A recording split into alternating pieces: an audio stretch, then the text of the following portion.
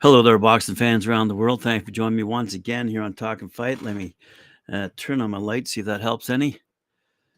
Woo! All right, we've got some big items in store for you today. I'm not going to talk about the Fury Chisora fight. Holly Donovan did a great job of previewing that fight, that entire card, quite frankly.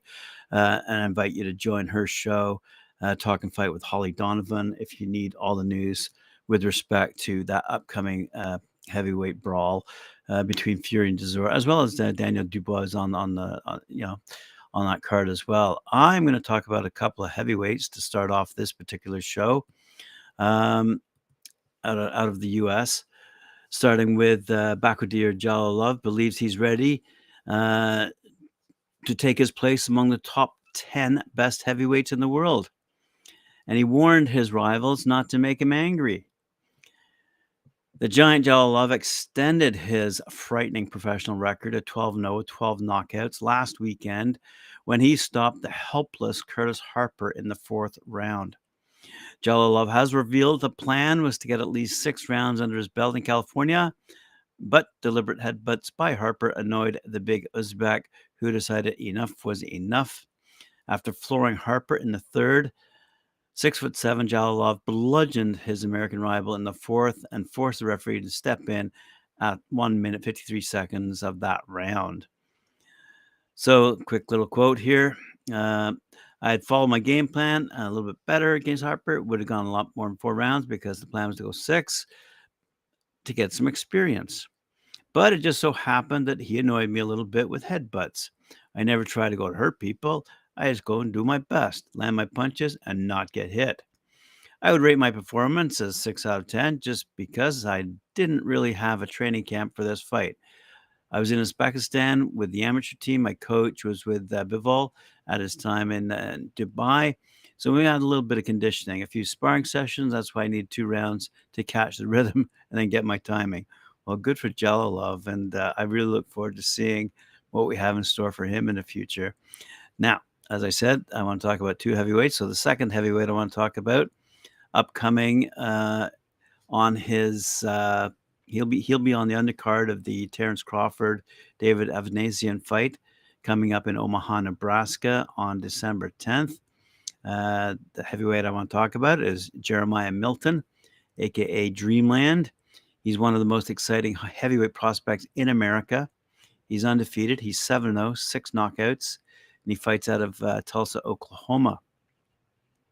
His opponent, by the way, on that particular evening is going to be DeJuan Calloway. He's 5-1 with 5 knockouts, and he's fighting out of Ohio.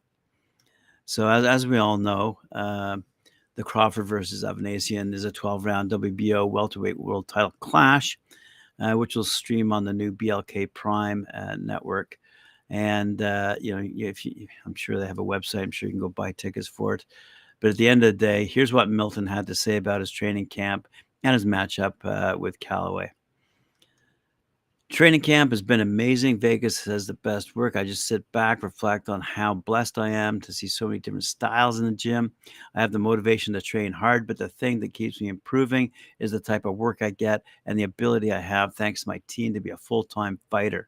This has been a solid camp, and I'm more than ready. And on his matchup, he actually said, I'm not taking easy fights. My next opponent has a good record. He's coming to win, and he's never been stopped. So this is a big step up in my boxing career. The harsh part of this sport is sometimes you run into fighters who are just better than you. On this night, that's what's going to happen, but I'm not overlooking him at all. In the heavyweight division, I feel I'm on 1 fight away from a big chance, a life-changing moment. I'm nearing the point of being an 8-round fighter, and once you get to 8-round fights, you can get the call for any type of marquee fight. So this is simple. A win keeps my dream alive. So good for him, and we look forward to seeing that result. He looks like a big boy, that's for sure. And we look forward to seeing that result. All right, let's move along to a couple of flyweights that Eddie Hearn has been talking about very recently. Eddie Hearn had this to say about his upcoming fight taking place, I believe, in Arizona. He said, the undercard from top to bottom, I feel like one of the strongest we've seen this year. So many great fights to unveil. Julio Cesar Martinez, the WBC flyweight world champ, has had his issues in the past, looking back tremendous with Eddie Reneso against one of our Spanish stars, and Samuel Carmona, undefeated former Olympian, by the way. Great run for the Spanish boxing. Kiko Martinez and Sandor Martin and others. He has a chance to become world champion on Saturday. Gonzalez Velasquez, another one of Eddie Reneso's charges, is in for a great fight against the former WBC world champion, Christopher Rosales. So Eddie's quite excited about this upcoming fight, top to bottom, to be shown live on DAZN. Let's go through a few of the fighters who will be fighting. Let's start off with, in no particular order, I don't think, Ammo Williams. Ammo Williams said, it's complete focus on Simon Madsden because this is a must-win statement to show Felix Cash what he's really signing up for. Everybody thinks I'm young in the game.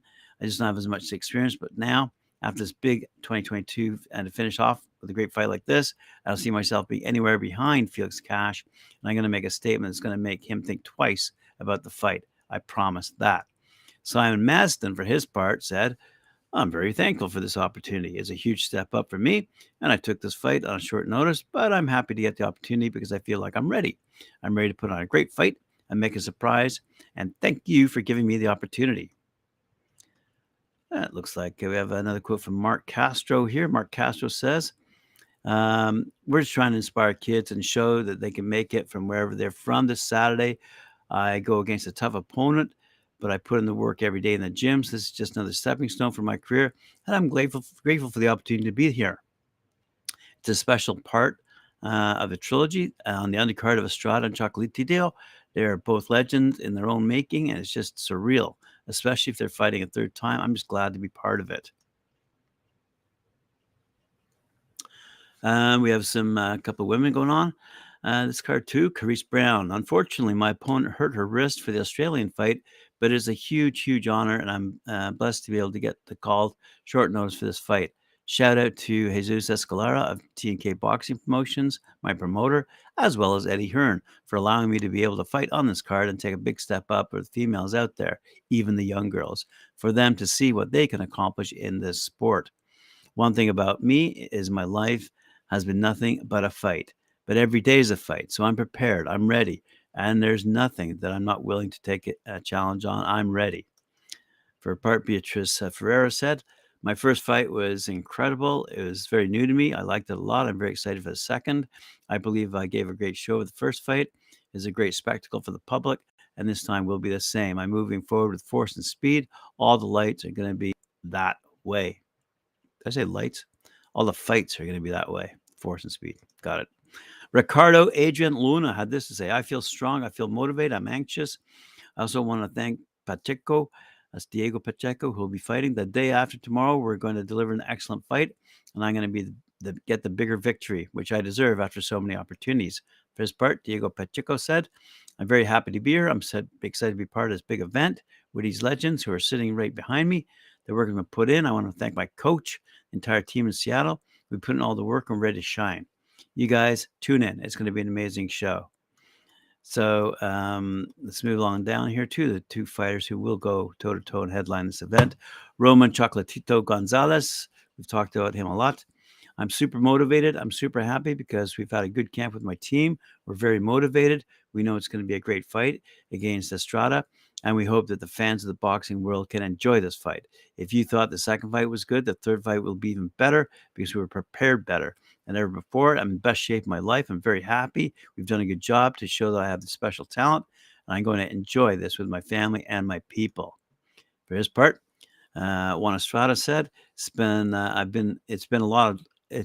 a lot of time. Unfortunately, the pandemic really stopped boxing, so I'm happy. I'm very well prepared. After my last fight, I only had 2 weeks of rest, and then we continued camp at high altitude, and I'm very motivated and confident about this fight. Chocolatito and I are fighters who do our talking in the ring. Outside, we're respectful. We are respectful, but inside, we disrespect each other. We're colleagues outside of the ring, and what we do in the ring, and we're going to show it in the ring. That's why this is going to be the best fight out of all three of them. The best one will win. And I feel like people are going to take on a good show. And not just for this fight, but the undercard has great fights as well. All righty. Eddie Hearn concludes by saying, as both these legends said, they predict the best of all three on Saturday night. To be honest with you, I would have taken 50% of one or two. If we get the best fight of the trilogy here Saturday, we will get one of the greatest fights in the history of the sport. I think I speak for everybody when I say thank you to Juan Estrada, thank you to Roman Gonzalez for continuously giving us great fights and stepping up to fight the best in boxing. We close out 2022 in front of around 10,000 people in this tremendous arena here in Phoenix for, in my opinion, one of the cards of the year and one of the fights of the year. The trilogy, Roman Chocolatito Gonzalez against Juan Estrada. Now, let's all keep in mind there is another trilogy going on, I believe the same night over in England, but we're not talking about that one today. BoxLab Promotions is hosting the World Boxing Association KO Drugs Fight Night, Sunday, December 11th at the Caribe Royale in Orlando, Florida, and the card will be televised live on CBS Sports in the U.S. That's at 7 p.m. Eastern Time. This will be a special evening of boxing, and it opens the annual WBA convention, which does take place at that same hotel, the Caribe Royale. We are proud to bring our 100th annual convention and signature KO Drugs show to Central Florida, said WBA President Gilberto Mendoza. This is the first time the show is being held in the United States, and we're excited to be partnering with our host, the Caribe Royal Resort, and BoxLab Promotions to bring you this event. We will have multiple WBA title fights on the card and feature boxers from all around the world. Headlining is a 10-round junior welterweight contest between Cuban phenom Orestes Velasquez and Guillermo El Leoncito Crocco for the WBA International Championship. The fast-rising Velasquez is 5-0, with all his wins coming by knockout. Currently residing in Las Vegas, where he is trained by legendary Ismael Salas, Velasquez most recently scored a third-round knockout over Emiliano Garcia in August. Fighting out of Argentina, Crocco's 20-2-1 with 6 knockouts, so he's no slouch. And his last outings came via stoppage as well. In the 10-round co-feature, undefeated middleweights Francisco Bebu Veron and Leonardo Ruiz will square off for the WBA Continental Americas title. Veron, a native of Buenos Aires, Argentina, is 10-0. Wow, with 8 knockouts. And let's see, on October 28th, Veron scored a second-round stoppage over countryman Franco Ledesma, representing San Bernardino, California. Ruiz is 10-0 with 7 knockouts. And on November 18th, Ruiz stopped previously unbeaten Jose Silva in the 5th round. Quick little note on a few of the undercard fighters here. NABA super middleweight champion Yamaguchi, the problem Falcao, defends his belt against heavy-handed Ernest Amuza. Hailing from Brazil and now residing in Florida, Falcao's professional ledger is an outstanding 23-1-1 with 9 knockouts. On October 29th, Falcao retained his title by dominating Alex Tehran over 10 rounds. Originally from Ghana and currently based in Florida, Amuzu is 26-7 with 22 knockouts. And he's faced many world-class fighters, including Vijender Singh, Egvin Krychev, and Ruddy Vyoj Hot Rod Kalajogdzic. Wow. Sorry about the mispronunciations there, fellas. All right. NABA middleweight champion Connor the Kid Coyle defends his belt. We've talked about him often. Defends his belt when he faces Slajan Janjanjan. Nope, Janjanyan in a 10-round showdown. Representing a Derry, Northern Ireland, and training out of Pinellas Park, Florida, Coyle's 17-0 with 7 knockouts. And on May 21st, Coyle captured the NABA title with decision victory over Antonio Todd at the Caribe Royale. He's rated number 10 by the WBA, and Coyle most recently defeated veteran Silverio Ortiz in September. Fighting out of Bosnia, Janjanian's 34-13 with 24 knockouts and faced the likes of Bektemir Melikuziev, Martin Murray, Stephen Butler, and Pierre Hubert de Bombe, among others. Also, we're going to see Calliope Pink Tyson Caruni out of Las Vegas, squaring off against Colombia's Calista Salgado in a 10-round matchup for the WBA Continental Americas Junior Lightweight Championship. Caruni, who's 12-3 with 2 knockouts, shut out Simone de Silva over 8 rounds this past February. A longtime contender, Salgado is coming off a 4th-round knockout of Dalia Vasquez back in October. Bantamweight Melvin Emilio Lopez, 28-1 out of Miami. He's going up against his Nicaraguan challenger. Lopez is from Nicaragua originally, now in Miami, and he's challenging Washington-based Filipino Jobert Lion Alvarez, who's 23-2 in an 8-rounder for the WBA Continental Americas title. So this is going to be one heck of a show.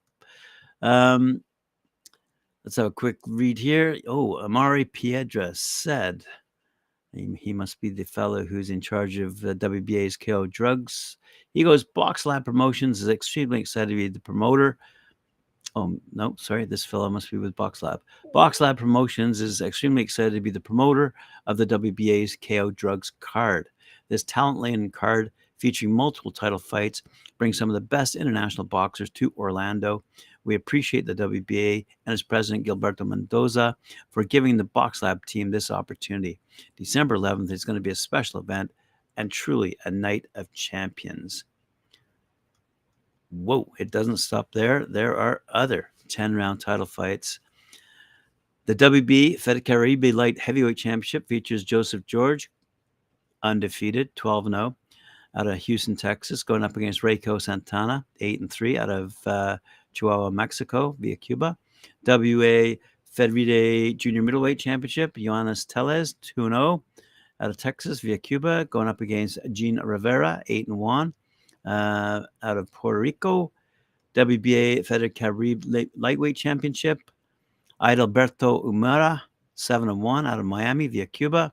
It's going up against Emiliano Garcia, 18-8-1 out of Buenos Aires, Argentina. Former unified middleweight champion and future Hall of Famer Sergio Maravilla Martinez out of Buenos Aires faces Jefferson City, Missouri's Noah Kidd in an 8-round bout. Martinez, who won Fight of the Year in 2010 after defeating Kelly Pavlik and Paul Williams, is 4-0 since returning to the ring in 2020. In 6-round contests, heavyweight Herish Ruiz Cordoba meets Philip Jean Cid. Junior middleweight Giovanni Astella faces Luis Flores, and welterweight Damian Lascal battles Rondell Hubbard. And finally, lightweight Alex Rios Vega will face an opponent to be named at a later time. There we go.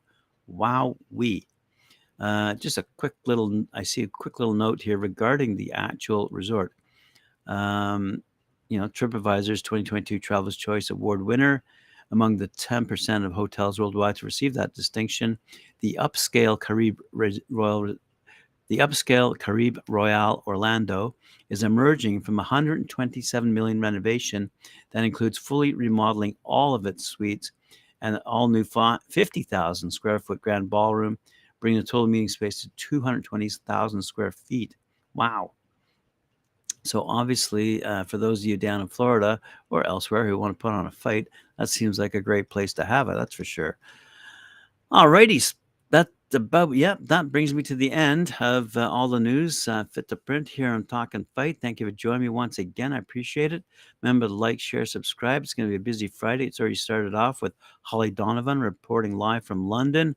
And next up, we're going to see Mike Gore, Cedric Ben on their show, Knuckle Up. And then at 7 o'clock, we're going to see Tim Witherspoon and maybe a few other people for the Friday night panel. Thank you very much for joining me. Appreciate it. Remember, like, share, subscribe, hit that notification bell.